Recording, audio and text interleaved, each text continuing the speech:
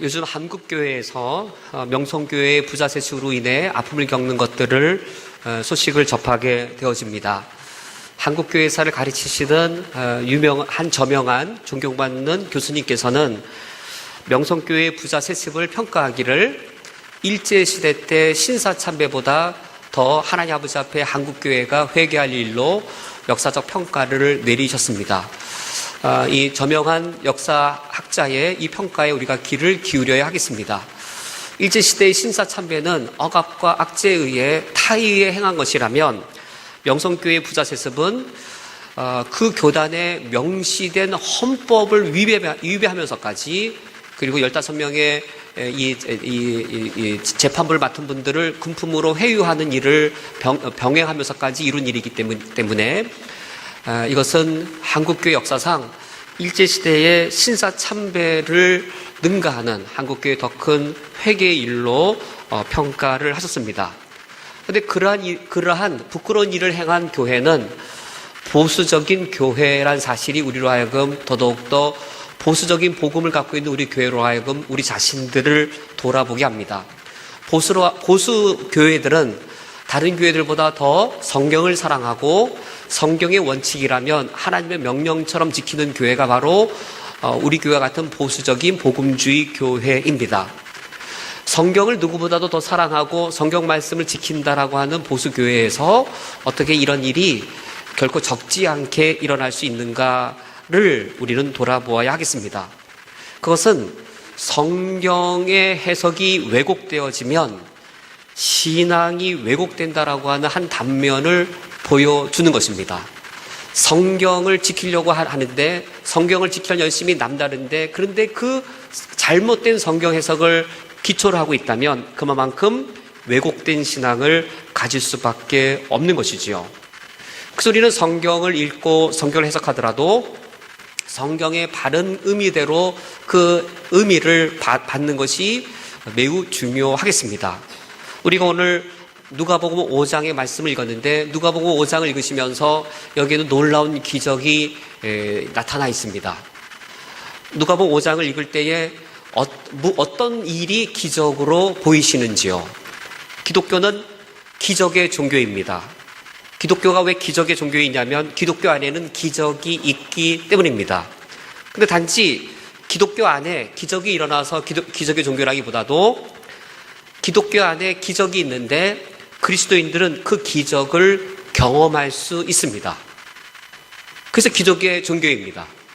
기적을 경험할 수 있을 뿐만 아니라 기적을 경험해야만 합니다. 그래서 기적의 종교입니다. 오늘 누가복음 5장을 읽으실 때 기적이 있습니다. 이 기적을 경험할 수 있습니다. 경험할 수 있을 뿐만 아니라 경험해야만 합니다. 누가복음 5장을 읽으실 때에 무슨 일이 기적으로 눈에 보이셨는지요? 보수적인 교회 중에 일부이긴 하지만 제가 어릴 적에 주로 잘못된 성경 해석을 이 본문을 근거로 해서 듣게 되었습니다. 오늘 본문을 볼 때에 기적이 있습니다. 어떤 기적이냐면 밤이 새도록 베드로가 물고기를 잡았지만 한 마리도 잡지 못했습니다. 그런데 예수님이 갑자기 우연히 찾아오셔서 시몬에게 명령하십니다. 깊은 데로 가서 그물을 내려라. 이 예수님의 명령을 들은 시몬이 이렇게 응답합니다. 선생님, 우리가 밤이 맞도록 한 마리도 못 잡았지만 내가 말씀에 의지하여서 그물을 내리겠습니다 라고 그 말씀에 무조건적으로 순종했을 때 그물이 찢어질 정도로 많은 물고기를 잡게 되었습니다.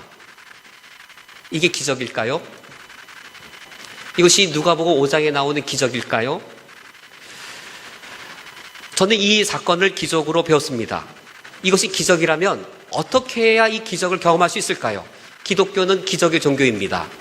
그런데 왜 기적의 종교라고요?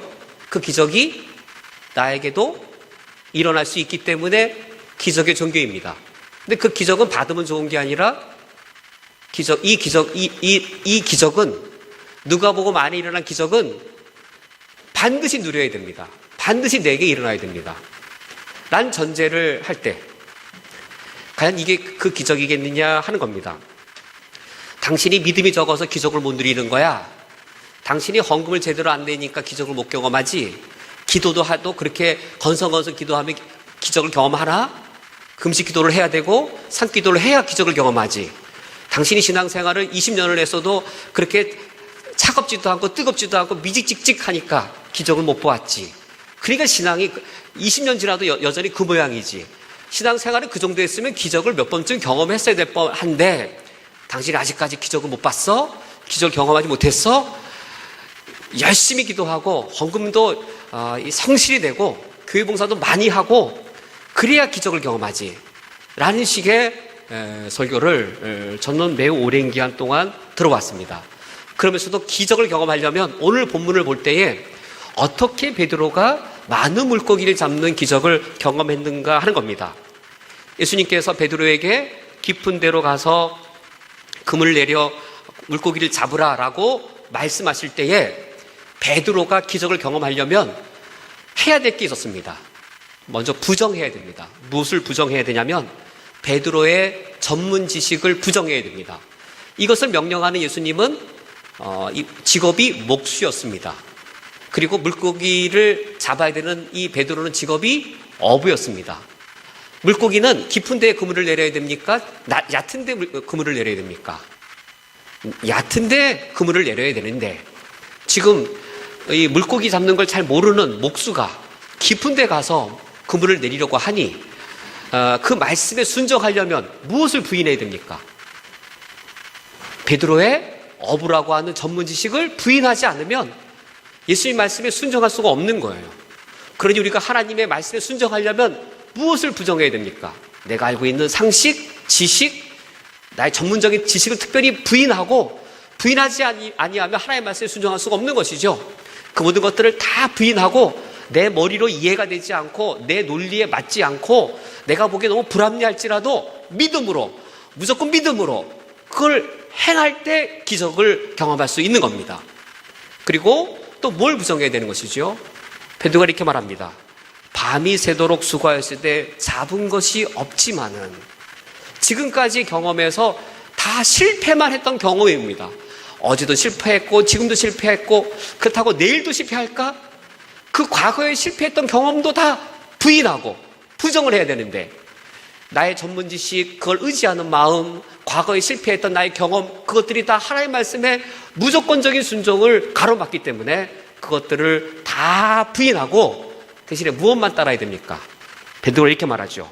말씀에 의지하여 내가 그물을 내리리이다. 깊은 곳에 가서 그물을 내리라고 하는 예수님의 말씀만 붙잡고 예수님이 명령하셨으면 그 말씀을 굳게 붙잡고 그 말씀에 의지해서 말씀대로 순종할 때에 어떤 일이 일어납니까? 6절 말씀에 그렇게 하니 6절 말씀에 이 그렇게 하니가 뭡니까? 자기의 어부로서의 전문 지식을 부인하고 또 그렇게 하니가 무엇을 가리키지요? 자신의 과거의 어떤 실패의 경험들을 다 부인하고 또 그렇게 하니가 뭐예요? 예수님의 말씀에 무조건적으로 순종하니 어떤 일이 일어났습니까? 고기를 잡은 것이 심이 많아 그물이 찢어질 정도가 되었다라고 합니다. 라고 이렇게 그릇되게 설교를 하는 것이죠. 제가 이런 설교 못해서 안 하는 게 아니라 저도 그냥 눈 깜깜 이렇게 감고 연기하다 하라면 할 수 있는 거죠, 그냥. 이 부분에서 은혜 받으시면 안 돼요, 여기에서. 이렇게 설교를 하면서 이렇게 그릇되게 성경을 가르치면서 무조건적으로 예수님 말씀에 순종을 하면 기적을 경험한다. 그래서 2배가 넘칠 만큼 그물이 찢어질 정도로 하나님이 물질의 축복을 주신다라고 해석하면 그것은 성경을 읽고 하나님의 뜻을 가르친 것이 아니라 성경을 읽고 무엇을 드러낸 것에 지나지 않습니까? 인간의 탐욕입니다. 우리 마음속에 어떤 욕망이 있어요? 내가 한번 그물질했을 때 찢어질 만큼 하나님이 물질의 축복 주시는 거 바라는 탐욕이 내 안에 있잖아요. 내 안에 탐욕이 있는 거예요. 성경을 읽고 설교하는 자도 우리들의 탐욕을 자극하고 우리 마음속에도 그냥 그물질 한번 하면 하나님이 한번 은혜 주시고 한번 축복을 내려주시면 한 번의 그물질에 그물이 찢어질 만큼 그런 물질의 축복을 받기 원하는 그런 마음이 있기 때문에 그 설교를 들을 때에 정말 그렇게 느껴지는 거예요. 성경은 그런 말씀을 말하고 있지 않음에도 불구하고 인간 마음속에 탐욕이 있기 때문에 내 탐욕을 만족시켜주는 소리만 들리는 것이죠. 내가 원하는 대로만 메시지가 들리는 것이죠. 내가 바라는 대로만 그 말씀이 들리는 것입니다. 오늘 설교 제목이 그래서 인간의 탐욕에 맞춘 성경 해석입니다. 우리가 성경을 읽을 때에 나의 탐욕에 맞추어서 성경을 읽는다면 그 읽는 것이 하나님의 말씀일지라도 하나님의 뜻이 들리지 않습니다. 내 탐욕에 맞추어 성경을 해석하면 내 탐욕을 만족시키는 것밖에는 들리지 않습니다. 그러면 이러한 해석이 왜 명백하게 잘못된 것인가? 우리가 전문적인 신학훈련을 받아야만 이 해석이 잘못된 것을 분별할 수 있을까요? 어떻게 생각하세요? 이 해석이 잘못된 것은 한국말을 할 수 있으면 잘못된 해석인 걸 알 수 있습니다. 1절부터 마지막 11절까지 11절을 그냥 읽으시면 이 해석이 얼마나 잘못된 것인지를 신학훈련을 굳이 안 받아도 명확하게 알 수 있습니다. 이런 해석의 강조는 이걸 강조하는 거죠. 믿음과 순종을 강조하는 거예요. 무조건 믿어라. 믿는 대로 순종해라. 믿고 순종하면 기적을 본다. 믿어라. 순종해라. 믿고 순종하면 하나님이 이 기적을 경험하기 위해서 물질의 축복을 주신다고 하는 것인데, 이때 베드로의 믿음을 보세요. 이때 베드로가 이렇게 말합니다. 선생님이여, 우리가 밤이 새도록 수고하였을 때 잡은 것이 없지만은 말씀에 의지하여라고 베드로가 말하는데, 그러면 베드로가 말씀에 의지할 때에, 베드로가 말씀을 믿을 때에 예수님을 누구로 믿고 있는 겁니까? 베드로가 예수님을 그리스도로 믿는 믿음으로 예수의 말씀에 순종한 것이 아니었습니다. 베드로는 지금 예수님을 선생님으로 알고 있습니다. 선생님으로 존중하는 믿음에 불과한 것이었습니다. 지금 오히려 누가복음 5장은 예수님을 선생님 정도로 믿고 있는 베드로의 믿음을 깨트리려고 온 것이지 그 믿음 본받으라고 한 게 아니에요. 선생님으로 믿고 있는 그 믿음을 본받으려고 하는 것이 아닌데, 그런 믿음을 강조하면 이거는 명백하게도 성경을 거꾸로 해석한 것이죠. 지금 베드로는 예수님을 선생님으로 존중해서 그 말을 따르고 있는 정도입니다. 예수님을 선생으로 믿어서는 안 되고 구주로 믿어야 되는데, 베드로는 아직까지 예수님을 선생 정도로 믿고 있습니다. 그러므로 이 베드로의 믿음을 근거로 해서 베드로처럼 이 말씀을 믿어라라고 하는 이 해석 자체는 지극히 잘못된 해석입니다. 또 그렇게 믿고 순종해서 베드로가 기적을 경험합니다. 많은 물고기를 잡게 되었습니다. 베드로가 그러면 그렇게 기적으로 경험해서 얻게 된 많은 물고기 어떻게 했지요? 혹시 그 물고기를 팔아서 더 큰 배를 사고 더 큰 배를 사서 더 많은 물고기를 잡아 베드로가 물질의 축복을 많이 받았습니까? 그렇다라고 하면 그 해석이 맞아요. 정말 믿고 순종하면 기적을 경험하게 될 것이고 많은 물고기를 잡아 부자가 될 것이다 라고 할 것이지만, 베드로가 그 많은 물고기, 오늘 본문의 마지막 절 11절을 보았을 때 어떻게 했습니까?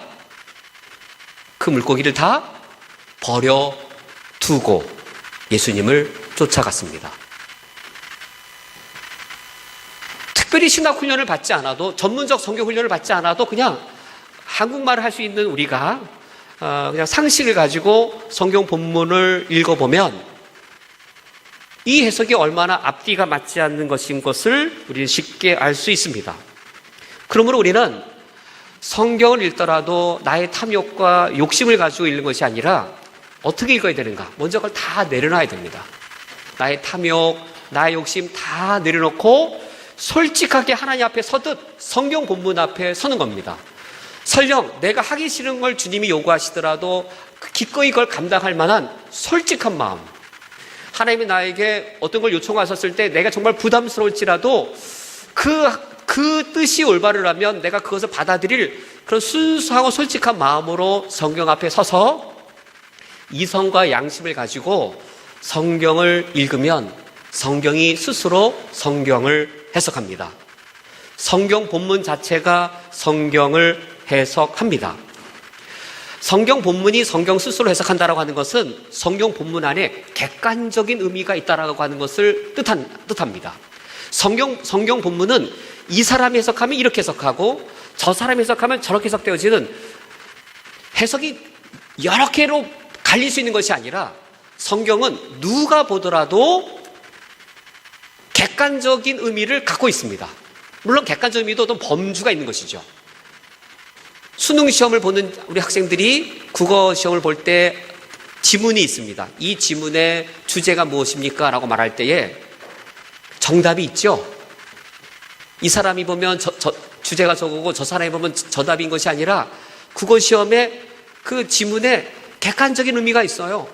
마찬가지로 누가복음 5장을 읽고 누가복음 5장의 주제가 무엇입니까? 라고 물으면 거기 객관적인 게 있을까요? 없을까요? 고정되어져 있는? 있지요. 그게 왜 없겠어요? 당연히 있지요.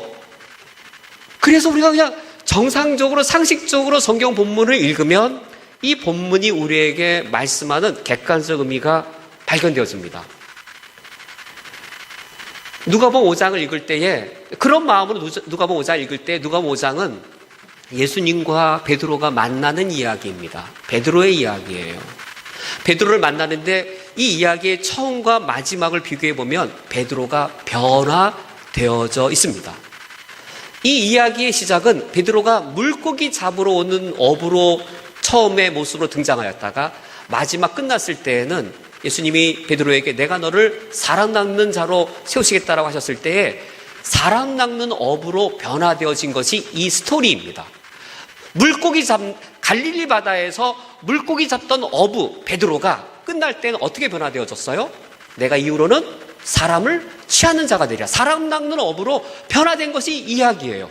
무엇이 이 변화를 가져다 줬을까요? 그게 바로 누가복음 5장에 나온 기적입니다. 누가복음 5장의 기적이 물고기 잡으러 나왔던 베드로를 사람 낚는 어부로 변화시켰어요. 베드로가 저녁에 물고기 잡으러 갑니다. 아내와 아이들을 집에 두고 물고기 잡으러 나와요. 어부에게 가장 소중한 게 뭘까요? 물고기 잡으러 나올 때 베드로에게 가장 소중한 것은 많은 물고기 잡는 거였어요. 그 누가복음 5장은 어떻게 끝나요? 많은 물고기 잡는 것이 어부의 가장 큰 꿈인데 어부의 가장 큰 꿈이었던 많은 물고기를 버려두고 예수님을 쫓아갑니다. 베드로가 어부에게 있어서 가장 소중한 많은 물고기보다도 더 소중한 것이 무엇인지를 발견한 거예요. 오늘 누가복음 5장은 그것을 가르쳐 주는 거예요.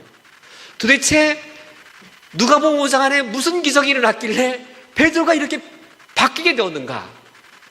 그가 어떻게 예수님을 어떤 분으로 만났기에 그가 새로운 삶의 목적을 찾아서 물고기 잡는 것보다 더 귀한 걸 찾아서 그가 새로운 것을 추구하여서 이렇게 새롭게 변화되었는가? 이 이야기가 그냥 누구나 다 들어서 이 누가복음 5장을 읽으면 그런 이야기다라는 걸 알아요. 무슨 신학교를 나와야 아는 게 아니라 그냥 읽으면 알아요. 드라마 보면 이해 안 되세요? 드라마 보고 깨달을 수 있을 정도의 지성을 갖고 있으면 누가복음 5장 이야기를 읽고 다 알아요. 성도님들의 오해가 있습니다. 성도님들하고 저하고 누가 성경을 더 많이 알까요? 누가 진리를 더 많이 알까요? 제가 여쭤볼게요. 2하고 2.0하고 2.00하고 2.000하고 이 네 가지 중에 뭐가 제일 커요? 2하고 2.0하고 2.00하고 2.000하고 이 네 가지 중에 제일 큰 것은 없어요? 다 똑같아요. 최고의 진리는 예수 그리스도예요. 예수가 그리스도란 진리. 이거 더 큰 진리는 없어요. 예수가 그리스도인 걸 깨달았으면 더 알아야 될 진리가 있어요? 없어요? 예수가 그리스도이심을 알았으면 더 알아야 될 진리가 없어요. 성도님하고 저하고 누가 더 성경 더 많이 알아요? 똑같아요. 제가 진리를 더 많이 알까요? 전혀 아니에요. 성도님과 저의 차이는 뭘까요? 2냐 2.0이냐의 차이예요. 2.0이냐 2.00이냐의 차이예요. 진리를 아는 분량의 차이가 있는 게 아니라 정확성의 차이예요. 그래서 이런 가르침은 이단이고 이렇게 할 때 성경이 왜곡되어지고 라고 하는 정확도에 있어서 저랑 차이가 있는 것이지 신학교를 나오고 신대원을 나오면 진리를 더 많이 하는가? 아니에요. 우리 하나님이 성경을 주실 때에 대학을 나오고 박사가 되어지면 성경을 더 잘 이해하고, 한국말밖에 못하는 시골의 할머니는 성경을 읽어도 진리를 모를까요? 우리 하나님이 성경을 주실 때 학식이 높을수록 진리를 더 많이 알 수 있도록 어려운 문서로 주셨을까요? 아니면 드라마 봤을 때 개똥이 할머니가 뭐 했다라고 하는 드라마 이야기를 이해할 정도의 한국어 능력이 있으면 성경 이야기를 읽었을 때 진리를 충분히 합니다. 부족하게 하는 게 아니라 충분히 알아요. 그렇게 성경을 볼 때에 오늘 본문에 있어서 진정한 기적이 무엇인지는 우리는 어렵지 않게 발견할 수 있습니다. 오늘 본문의 첫 번째 내용은 이런 것이죠. 밤새도록 물고기를 잡았지만 베드로가 한 마리도 물고기를 잡지 못한 채 그물을 다시 씻고 있었습니다. 저기 멀리서 예수란 분이 보입니다. 그 예수란 분 옆에 여러 무리들이 있었습니다. 그런데 지금 누가복음 5장은 베드로와 예수님이 처음 만나는 장면이 아니에요. 베드로님이 누가복음 4장에서 예수님이 자기 집에 와서 장모의 열병을 고쳐준 일이 이미 있었습니다. 베드로는 예수님을 이미 만났습니다. 한 번만 만난 게 아니고 이미 그 전에 한 번 더 만났습니다. 자기 동생 안드레가 허겁지겁 달려오더니, 형, 내가 메시아를 만났어. 성경에서 만난 메시아를 만났어. 형 같이 가. 라고 해서 형 동생 안드레에게 끌려갔더니 그 예수란 분이 자기를 처음 보자마자 내 이름은 시몬이니 장차 게바가 되리라 라고 이름을 베드로라고 바꿔주신 분이 바로 그 메시아였습니다. 그 메시아가 어느 날 자기 집에 와서 장모의 열병까지 고쳐주었습니다. 그 예수란 메시아가 갈릴리 마을에 머물 때에 많은 사람들은 예수님의 말씀을 들으러 쫓아다녔지만 베드로는 자기 이름을 바꿔주면서 자신을 제자로 부르는 예수님을 따라가지 않고 있었습니다. 내 이름을 게바라고까지, 베드로라고까지 바꿔주신 그 예수님을 따라가지 않고 물고기 잡으러 갈릴리 바다에 나왔던 상황입니다. 그 예수님이 저기 멀리 보이는데 가까이 오시는 겁니다. 배가 두 척이 있었는데 예수님이 하필 4배에 타시는 겁니다.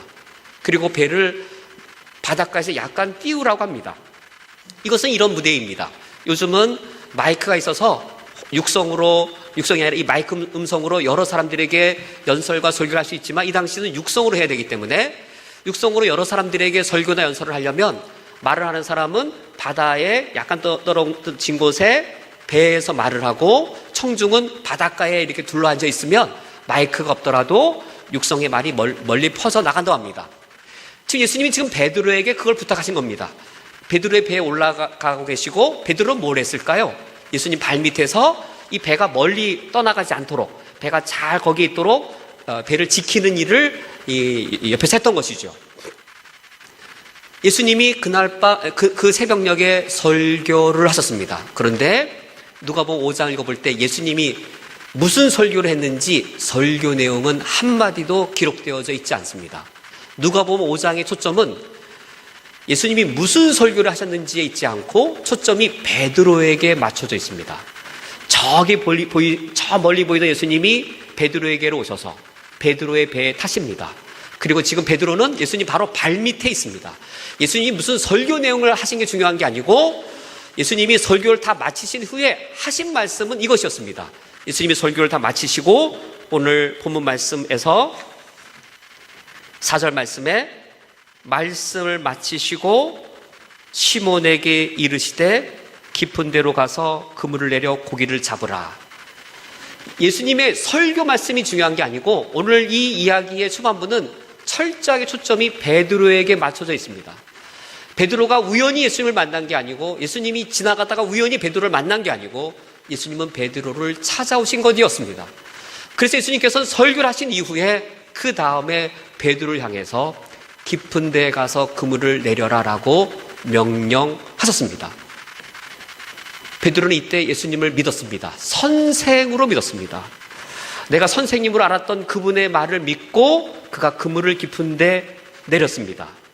그런데 베드로가 선생인 줄 알고 말씀에 순종하고 났을 때 베드로는 자신에게 명령한 그 예수가 선생이 아닌 것을 알게 되었습니다. 6절 말씀에 그렇게 하니 란 말은 그것이죠. 단지 선생인 줄 알고 그렇게 하였더니, 단지 선생인 줄 알고 그렇게 하였으나 선생이 아닌 사실을 보게 되었습니다. 8절 말씀에 베드로가 이를 보았다라고 되어 있는데, 도대체 베드로는 무엇을 보았을까요? 베드로는 도대체 어떤 광경을 보았을까요? 많은 물고기가 잡히는 광경을 보고 무엇을 보았을까요? 주변에 있던 모든 사람들은 단순히 무엇을 보았냐면 많은 물고기가 잡힌 걸 보았을 겁니다. 제가 이 시간 설교하다가 갑자기 기적을 일으키면 성도님들 자리에 앉아 계실래? 일어나실래요? 벌떡 일어나서 그 놀라운 광경을 보려고 다들 쳐다볼 터인데, 지금 해변가에 있는 사람들, 앉아있는 사람 한 명도 없습니다. 해변가에 앉아있던 사람들 다 일어났을 겁니다. 물고기가 얼마나 많이 잡혔는지 다 일어서서 쳐다볼 그때에 베드로는 어떻게 하였지요? 8절 말씀에 베드로가 이를 보고 예수의 무릎 앞에 엎드려졌습니다. 단지 물고기 많이 잡는 그 기적을 보았다면 주위에 있는 군중들처럼 일어났을 거예요. 베드로는 지금 단순히 물고기가 많이 잡히는 기적을 본 것이 아니었습니다. 베드로는 물고기가 많이 잡히는 기적만을 본 게 아니고 도대체 그가 무엇을 보았길래 예수님의 무릎 앞에 엎드려집니다. 그리고 이렇게 말합니다. 주여, 나를 떠나소서.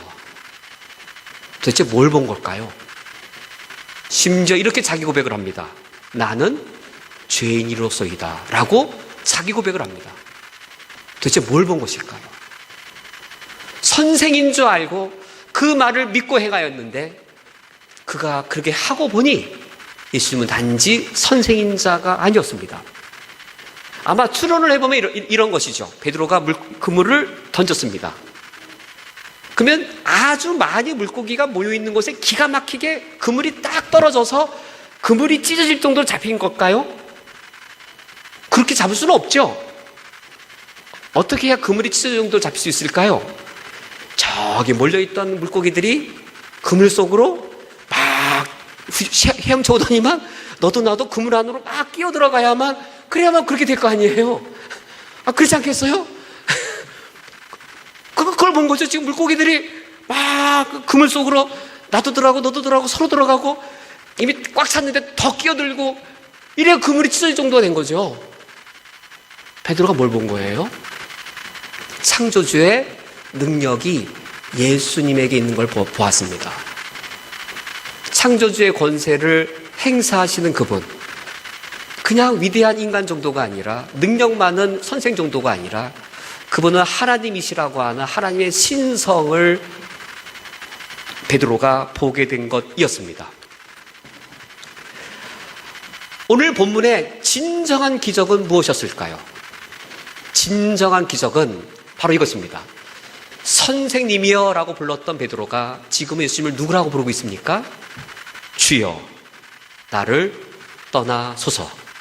나는 죄인이로소이다.